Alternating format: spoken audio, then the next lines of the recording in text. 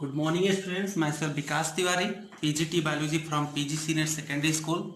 I am here with my next topic for class 11th, that is diversity and taxonomy. So here we discuss about diversity and taxonomy. So at first about diversity. So in case of diversity, we know that the earth hosts an immense variety of living organisms. According to a survey, the number of species that are known and described are between 1.7 to 1.8 million.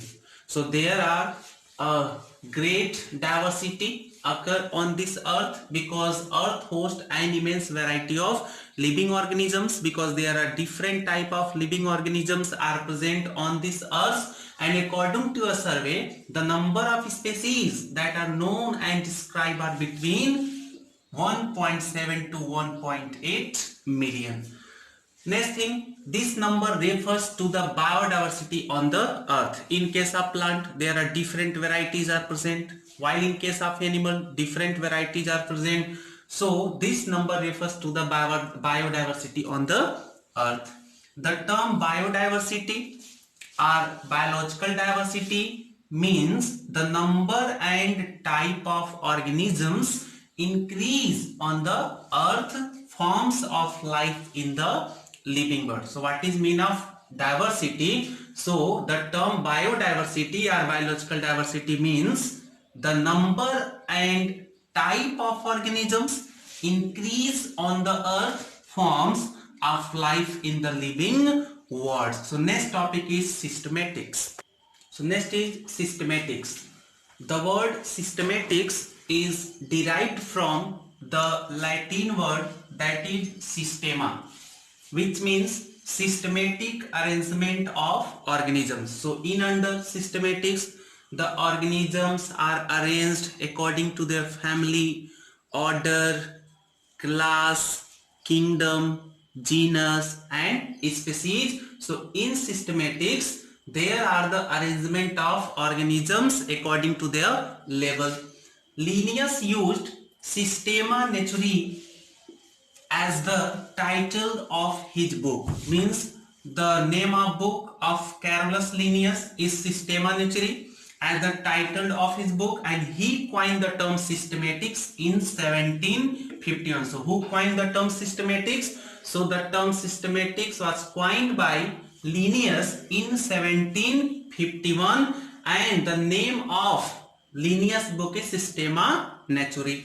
Systematics is the branch of science that deals with unique properties of species and groups to recognize, describe, name and arrange the diverse organisms according to an organized plan. So what is systematics? Systematics is the branch of science which deals with unique properties of the species. Means there are different type of species are present, and for different type of organisms, means there are a specific or unique character for all the species and groups to recognize, describe, name and arrange the diverse organisms according to an organized plan. Next is in 1961, another scientist, Simpson, defined systematics as the study of diversity of organisms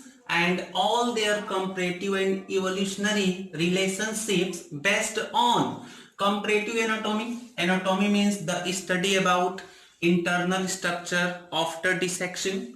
After that, physiology means whole body function.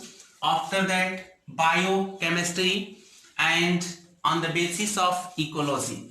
So in 1961, Simpson's defined systematics on the basis of some comparative, that is anatomy, physiology, biochemistry and ecology.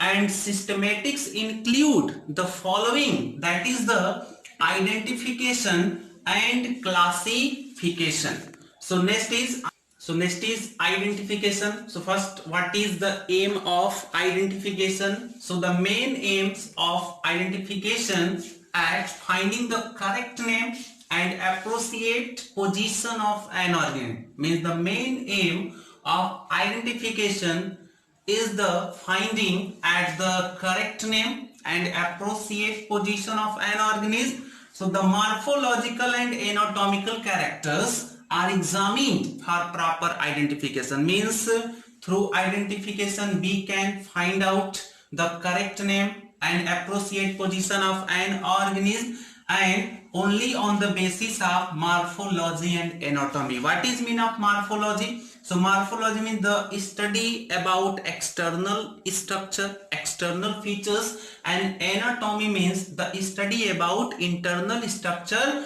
after dissection. So through identification on the basis of morphology and on the basis of anatomy, we can find out the correct name and appropriate position of an organism. So morphological, in case of identification, the morphological and anatomical characters are examined for proper identification. Now next is classification.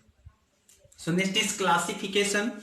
So after identification, what is classification? So classification is a process by which we can classify the organisms into different groups. So in case of classification, it is almost impossible to study all the living organisms, because there are million and billion numbers of species are present on this earth. So it is impossible to study all the living organism. So it is necessary to devise some means to make this possible. So how can this is possible? So this is possible through classification, because this can be done by classifying the organisms. So thus classification is the process by which organisms are grouped into categories based on some easily observable characters. So it's mean that we can classify the organism through classification on the basis of easily observable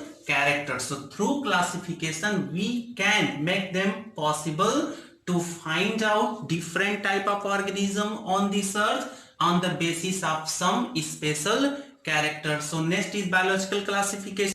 So after classification, that is biological classification. So what is biological classification? So it is the scientific arrangement of organisms in a hierarchy of groups. Hierarchy of group means into kingdom, a division, family, class, order, genus and species. So arrangement of organisms in a hierarchy of groups and subgroups on the basis of similarities and differences in their trait. Traits means characters. So through biological classification we can arrange the organisms in a hierarchy of groups and subgroups on the basis of similarities, means what are the similarities between them, and what are the differences between them, means especially in their characters. Characters are traits. So through biological classification we can arrange the organisms in a hierarchy of groups and subgroups on the basis of special type of similarities and differences among them.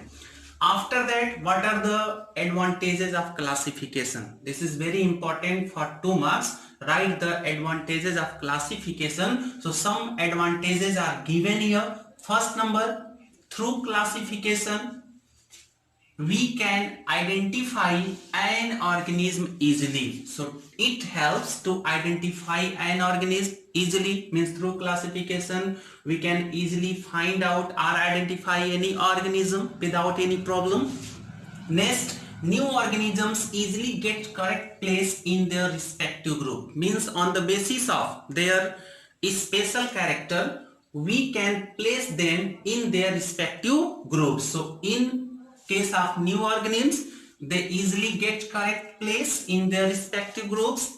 Next, it makes a study of fossils easily, means through classification it makes a study of fossils easily. And last is, it becomes easy to know the features of whole group by studying 1 or 2 organisms of the group. If in any group there are more than 100 species, so this is impossible to find out the specific character of all 100 species. So through classification, it becomes easy to know the features of whole group by studying one or two organisms. So out of 100, we can study one or two organisms, and on the basis of one or two organisms, we can easily find out the whole character of 100 species on the basis of two or more. So it is only possible due to classification. So through classification, we know the feature of whole group by studying one or two organisms